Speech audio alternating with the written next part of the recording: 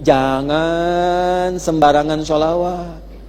Keras. Orang yang sengaja bersikap terhadap Nabi dengan cara, hati-hati, yang terlihat mengurangi kehormatan Nabi, itu seketika amalannya akan hilang pahalanya tanpa dia sadari. Nah, sekarang nabinya masih ada nggak? Saya ulangi, nabinya masih ada nggak? Ada, cuma terkubur kan, sudah meninggal. Baik kan? Hukumnya masih berlaku. Dan ingat, Nabi beda dengan kita.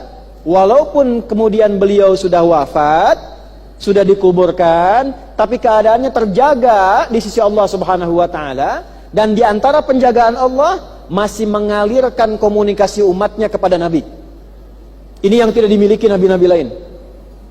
Bagaimana cara mengalirkan komunikasinya? Turun ayat di Al-Ahzab ayat ke-56 itu. Innallaha malaikatahu yusalluna 'alan nabi ya ayyuhalladzina amanu sallu 'alaihi wa sallimu. Allah dan para malaikat memberikan salawat pada Nabi. Salawatnya Allah itu kasih sayang, pujian. Salawatnya malaikat kepada Nabi itu pengagungan, kemuliaan. Salawatnya kita kepada Nabi penghormatan kepada Rasulullah yang telah memberikan kebaikan pada kita selama hidup.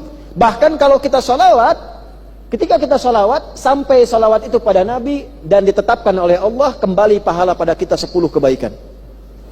Man shalla alayya, kata Nabi, salatan wahidah sallallahu alaihi asra salawat. Siapa yang salawat pada Nabi, 1 salawat, itu melahirkan pahala 10 kebaikan langsung kembali kepadanya. Nabi nggak butuh salawat kita, tapi itu gambaran penghormatan kita pada Nabi yang telah merubah kehidupan kita dengan perjuangan beliau, sehingga kita menjadi lebih baik. Ibu tahu dari mana kita bisa menjadi baik, berakhlak yang baik, hubungan sama Allah baik, kalau bukan Nabi pernah sampaikan? Cara membalasnya bagaimana? Nggak bisa. Minimal hormati itu, agungkan itu dengan sholawat. Nah, dahsyatnya Nabi Muhammad, kalaupun sudah meninggal, kita nggak bertemu, kalau sholawat, Allah tugaskan 1 malaikat mengantarkan sholawat itu langsung kepada Nabi. Itu yang nggak ditemukan di nabi-nabi lain. Nah, artinya kalau sedang sholawat, bicaranya kepada siapa? Ditujukannya Nabi. Maka berlakulah hukum ini. Jangan sembarangan sholawat. Keras. Ya, di zaman Nabi, nabinya ada, bukan sekedar sholawat. Kalau di zaman Nabi langsung interaksi. Oi Muhammad, itu kan? Hilang amal seketika. Sama dengan sholawat juga. Ya, bahkan ada ulama yang langsung mengatakan, nanti buka di beberapa kitab tafsir dan disimpulkan keterangan ini oleh Syekh Mustafa Al-Maraghi ketika menafsirkan ayat ini. Bahkan demi menghormati Nabi, memanggil nama Nabi pun jangan langsung ke namanya.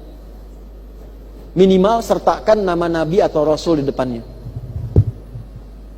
Rasul, Nabi. Maaf ya, itu ada adik misalnya. Lihat Kang Daan di sini, tiba-tiba manggil, "Woi Daan, maaf Kang, punten," gitu ya. Gimana kira-kira? Gak sopan ya? Ya, bayangkan pada manusia biasa saja kita manggil dengan adab. Kepada Nabi adabnya bagaimana? Ada ulama mengatakan, langsung menyimpulkan dari ayat ini, sertakan kalimat yang Allah pun mengajarkan pada kita menyertakannya. Ya ayuhan Nabi. Maka sertakan sebelum kata Muhammad, nama Nabi Muhammad sallallahu alaihi wasallam. Atau kita singkat Rasulullah sallallahu alaihi wasallam. Kecuali dalam 2 bab utama. Misal dalam sholat, itu pun ada ikhtilaf kecil, juga dalam syahadat. Syahadat kita boleh langsung mengatakan karena disandingkan dengan Allah langsung. Asyhadu an la ilaha illallah wa asyhadu anna Muhammadan, itu boleh langsung. Itu dalam tahiyat. Asyhadu an la at-tahiyatu lillah sampai ujungnya, at-tahiyatul mubarakatuh shalawatut thayyibah sampai ujungnya, karena ada 7 versi doa. Langsung ke syahadat, asyhadu an la ilaha illallah wa asyhadu anna Muhammadan Rasulullah. Di luar aspek itu, interaksi keseharian, ada 3 yang melekat pada Nabi.